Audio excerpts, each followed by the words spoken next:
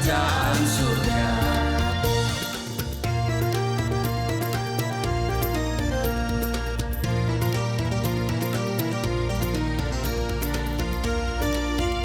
Shalom Bapak Ibu, sahabat Galilea dan seluruh subscriber Galilea Network yang diberkati oleh Tuhan Yesus. Apa kabar hari ini? Apakah jiwamu tertekan? Saudara, mari kita teduhkan hati kita. Dan sebelum kita masuki dunia kerja kita hari ini, kita mau datang kepada Tuhan. Kita rendahkan hati kita, kita mohon perkenanan Tuhan. Sekaligus kita mau membaca dan merenungkan firman Tuhan, sehingga hari ini Tuhan ubahkan menjadi hari kemenangan, hari berkat, hari yang penuh dengan sukacita. Amin. Ada terobosan yang Tuhan kerjakan dalam hidup kita, ada promosi yang Tuhan berikan. Amin. Kita minta penyertaan dan berkat Tuhan hari ini untuk tugas dan kerja kita. Mari kita berdoa.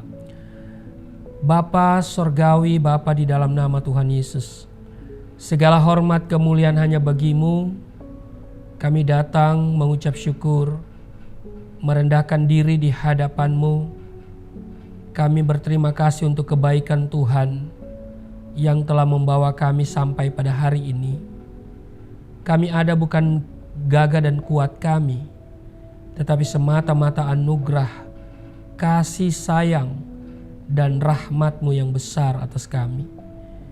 Sebelum kami masuki dunia kerja kami hari ini, aktivitas kami mau datang kepada Tuhan. Engkau adalah sumber segala yang kami butuhkan. Engkau adalah kehidupan kami. Maka kami datang ke alamat yang tepat untuk segala sesuatu yang kami butuhkan.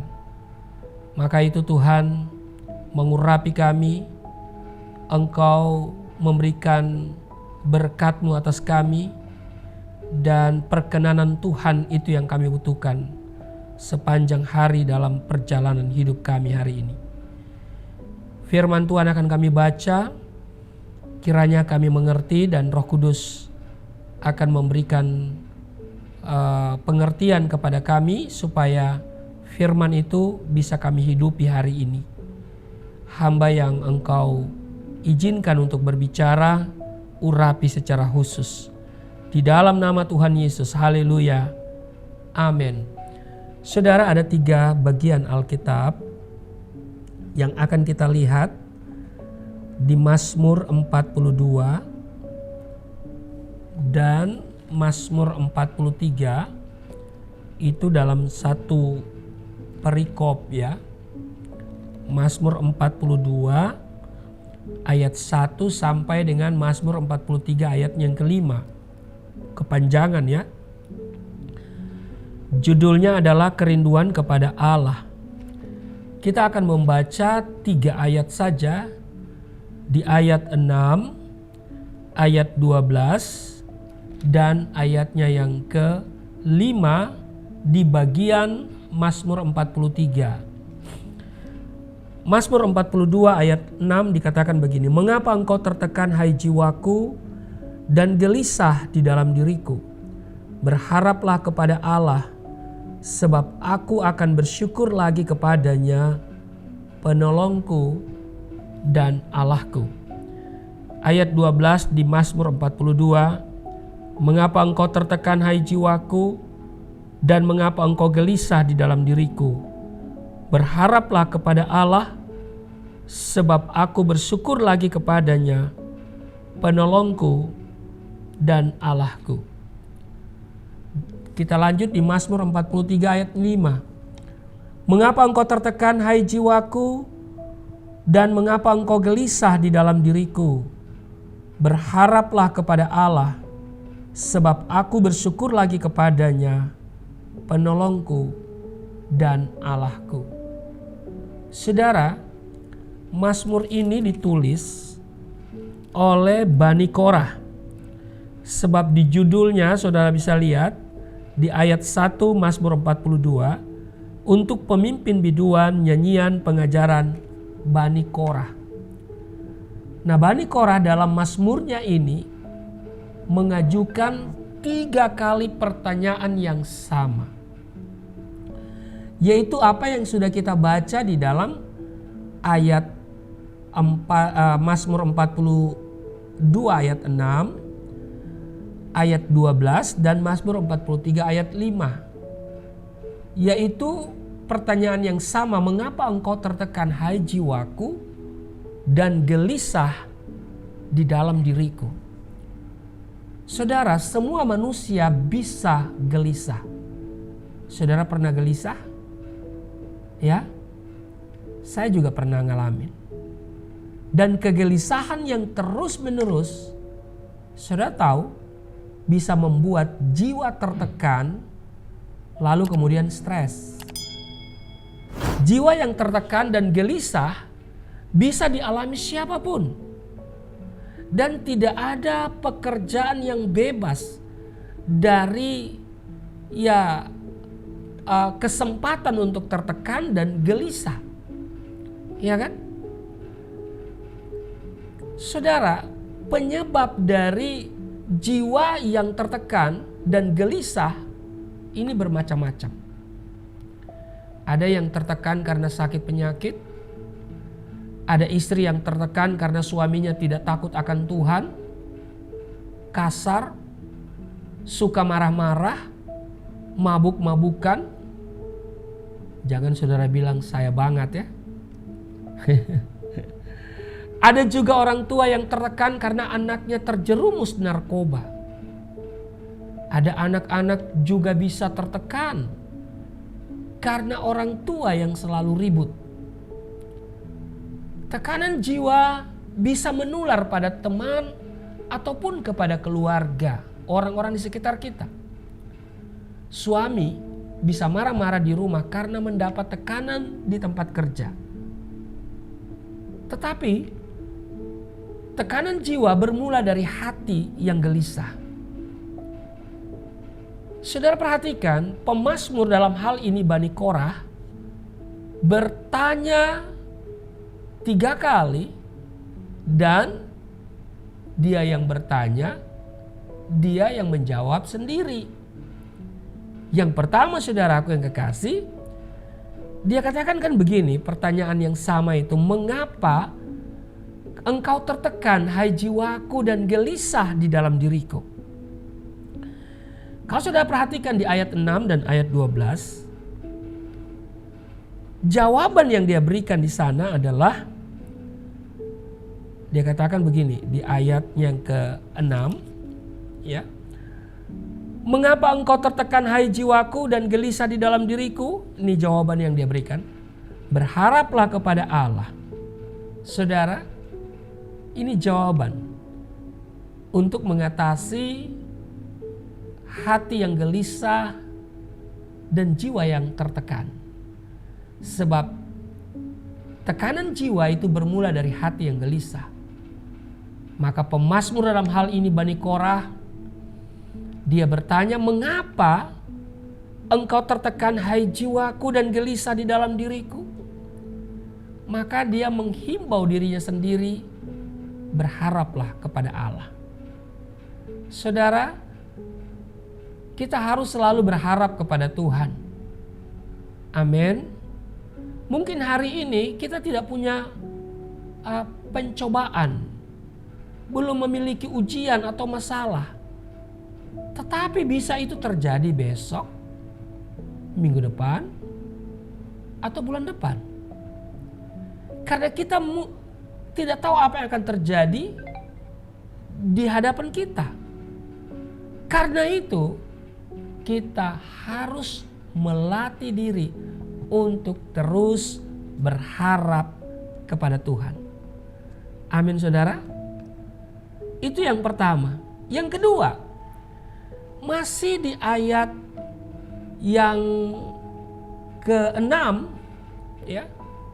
Dia berkata begini saudara. Ya. Di ayat yang ke-6 dan di ayat 12 itu sama. Sebab aku akan bersyukur lagi kepadanya. Jadi yang pertama berharap kepada Allah. Yang kedua bersyukur. Amin. belum mendapat penyelesaian, belum ada pertolongan.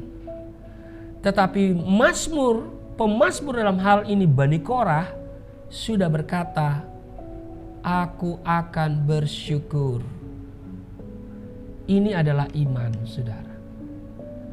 Meskipun belum melihat pertolongan Tuhan, pemazmur dalam hal ini Bani Korah tetap bersyukur.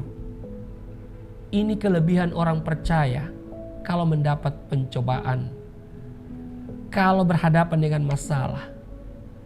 Waktu kita gelisah, sedang tertekan, kita tetap bersyukur kepada Tuhan.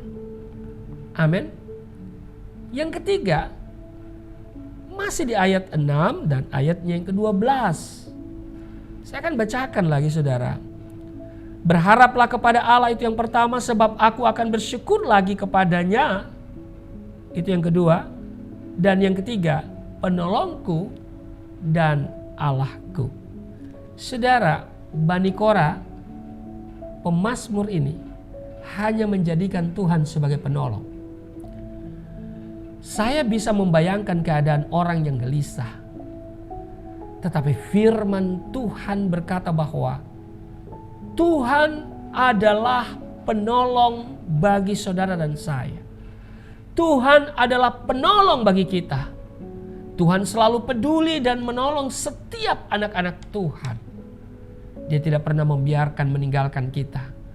Kita tidak sedang bergumul sendiri. Kita tidak sedang mengalami pencobaan sendiri.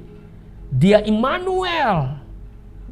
Jangan saudara menganggap saudara sedang bergumul sendiri, sedang berhadapan dengan tantangan sendirian. Tuhan beserta dengan kita. Jadi saudaraku yang kekasih, dia bertanya dalam hal ini pemazmur, yaitu Bani Korah, mengapa engkau tertekan hai jiwaku dan gelisah di dalam diriku? Maka dia menjawabnya, ya, berharaplah kepada Allah. Kalau engkau sedang gelisah, jiwamu tertekan, mari kita berharap kepada Allah. Bersyukurlah, walaupun engkau belum melihat pertolongan, walaupun engkau belum melihat ada tanda-tanda mendapat penyelesaian, tapi bersyukurlah. Dengan hati yang bersyukur, maka Tuhan akan bertindak. Jadikan dia sebagai penolong. Amin. Nah saudaraku yang kekasih, ini 3 hal. Tetapi saudara, kita lihat yang berikut adalah langkah atau solusi dari jiwa tertekan dan gelisah. Yang pertama saudara, kita tidak cukup hanya berharap, tapi mari kita melangkah ke rumah Allah. Di Mazmur 42 ayatnya yang ke-5, dia berkata, inilah yang hendak ku ingat, sementara jiwaku gundah gulana, bagaimana aku berjalan maju dalam kepadatan manusia, mendahului mereka melangkah ke rumah Allah, dengan suara sorak-sorai dan nyanyian syukur dalam keramaian orang-orang yang mengadakan perayaan. Datang ke rumah Tuhan. Sementara jiwa kita gelisah, gundah gulana, kita mesti melangkah ke rumah Tuhan. Ini sudah mulai ibadah on-site. Saudara silakan cari tempat ibadah terdekat. Ketika engkau gelisah, jangan diam di rumah. Mungkin saudara bilang, Pak Pendeta, kan bisa kita beribadah di rumah secara online. Bisa. Amin. Di rumah Tuhan itu jauh lebih indah. Amin. Ya, walaupun saudara, ya mungkin, aduh kalau begitu Pak Pendeta, kita lewatin dong acara Pak Pendeta. Nggak masalah. Tapi saya menganjurkan saudara harus datang melangkah ke rumah Tuhan. Di rumah Tuhan kita beribadah. Kita bersyukur. Kita dengar firman dan kita berdoa. Kalau kita dalam pencobaan, saudara, saya mau bilang begini. Jangan diam di rumah. Walaupun kita gelisah, tertekan, dalam pencobaan berat, kita harus berusaha untuk tetap datang ke rumah Tuhan. Kalau waktu dalam pencobaan saudara tinggal di rumah apalagi sendiri, hal itu akan membuat saudara lebih tertekan dan tidak ada penyelesaian. Karena itu kita harus mencari Tuhan, beribadah kepada Tuhan. Dalam segala hal kita cari Tuhan Yesus. Apalagi kalau kita sedang dalam pencobaan. Ketika kita sedang berada dalam masalah. Dalam ibadah kita bertemu dengan anak-anak Tuhan. Kita saling mengingatkan. Dan tentu kita saling berdoa, saling mendoakan. Jadi ingat, jangan lupa beribadah. Jangan lupa rumah Tuhan kalau lagi gelisah. Iblis selalu memberikan alasan-alasan supaya kita tidak beribadah. Tetapi kita mesti mengatakan di dalam diri kita, "Hai iblis, engkau tidak bisa menipu saya. Sehingga aku tidak bisa beribadah datang ke rumah Tuhan. Engkau membiarkan aku dalam kegelisahan dan jiwa yang tertekan? Oh tidak." Tengking iblis datang kepada Tuhan. Amin. Itu yang pertama. Yang kedua, saudaraku yang kekasih, kalau sudah baca di dalam 2 Korintus pasal 5 ayat 4 dan ayatnya yang ke-5. 2 Korintus pasal 5 ayatnya yang ke-4 dan ayat yang ke-5. Sebab selama masih diam di dalam kemah ini, kita mengeluh oleh beratnya tekanan. Karena kita mau mengenakan pakaian yang baru itu tanpa menanggalkan yang lama. Supaya yang fana itu ditelan oleh hidup. Tetapi Allah yang justru mempersiapkan kita untuk hal itu dan yang mengaruniakan roh kepada kita sebagai jaminan segala sesuatu yang telah disediakan bagi kita. Jadi ada Roh Kudus. Kemah adalah tubuh. Kemah atau tubuh kita sifatnya sementara. Rasul Paulus mengakui bahwa selama kita hidup dalam daging, pasti selalu ada yang namanya masalah, pencobaan, ujian dan seterusnya. Kalau tidak mau adanya masalah, maka hanya ada satu kalimat pendek. Harus tinggalkan kemah ini. Berarti kita harus mati dong. Dan kita mendapat kemah yang baru di surga. Tapi jangan mendahului Tuhan. Kita tidak mau meninggalkan kemah ini. Padahal kita mau bebas dari tekanan hidup. Jadi kalau saudara mau bebas dari tekanan hidup, ya harus juga meninggalkan kemah yang fana ini. Tapi jangan saudara cepat-cepat. Apa solusinya? Atau apa jaminan supaya kita tetap hidup dalam kemah sementara, tetapi di lain sisi kita juga tetap memuliakan Tuhan? Maka di 2 Korintus pasal 5 ayat 5, tetapi Allah yang justru mempersiapkan kita untuk hal itu dan yang mengaruniakan roh kepada kita sebagai jaminan segala sesuatu yang telah disediakan bagi kita. Walaupun kita belum di surga, tapi kalau kita punya Roh Kudus, kita pasti punya sukacita surgawi dan damai sejahtera surgawi memerintah atas hidup kita. Amin.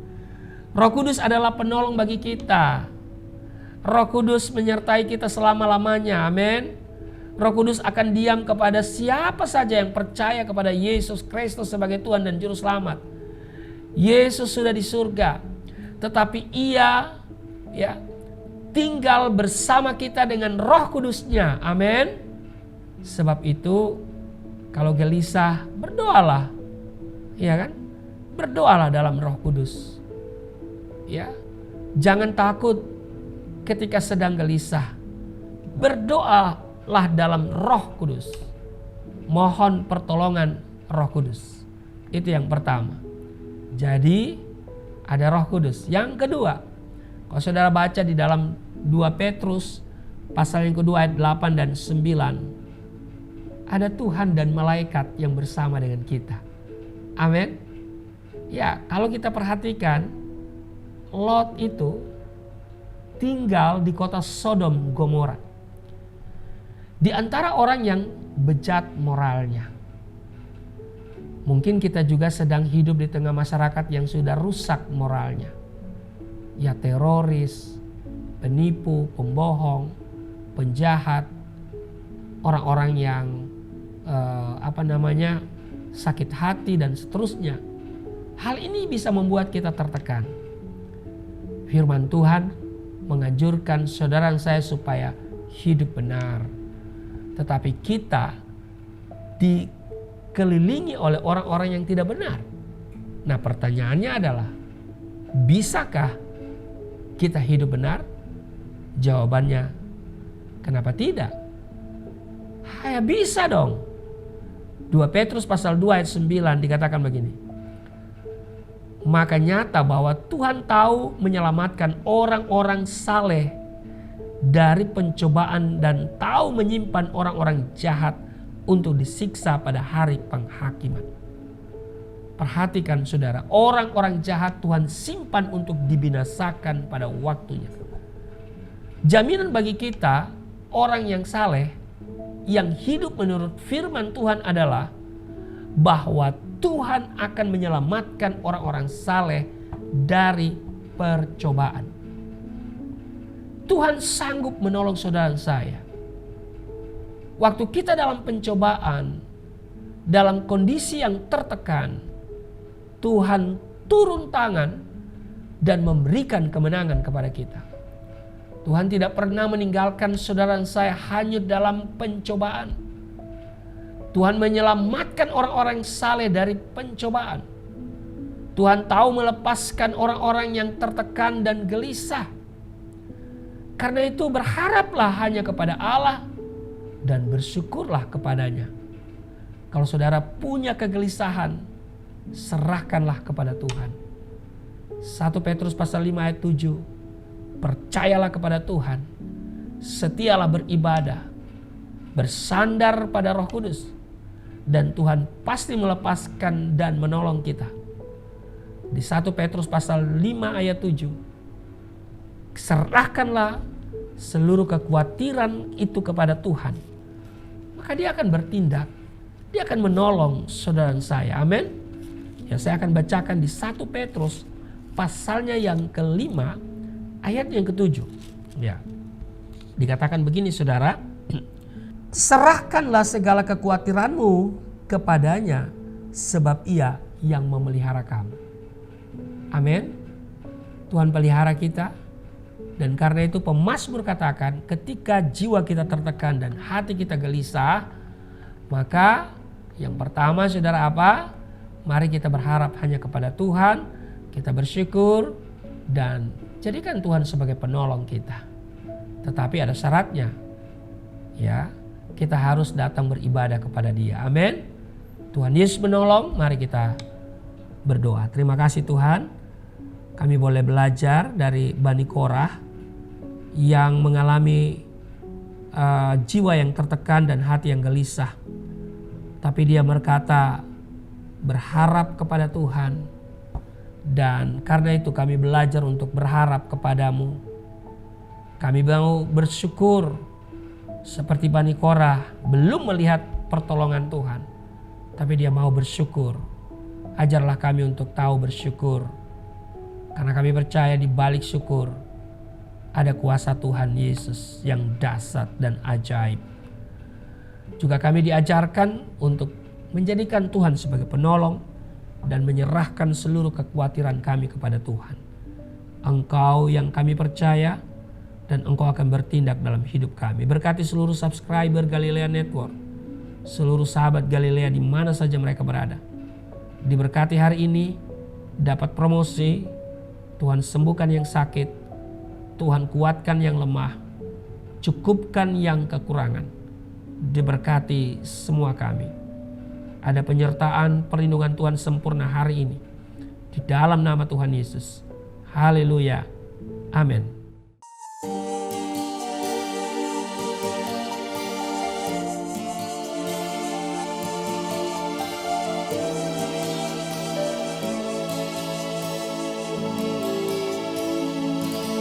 Bapa kami yang di surga,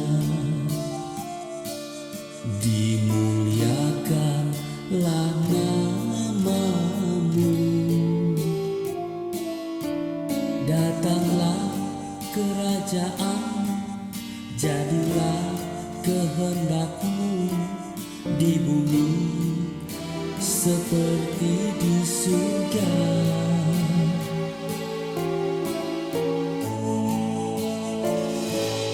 Berikanlah kepada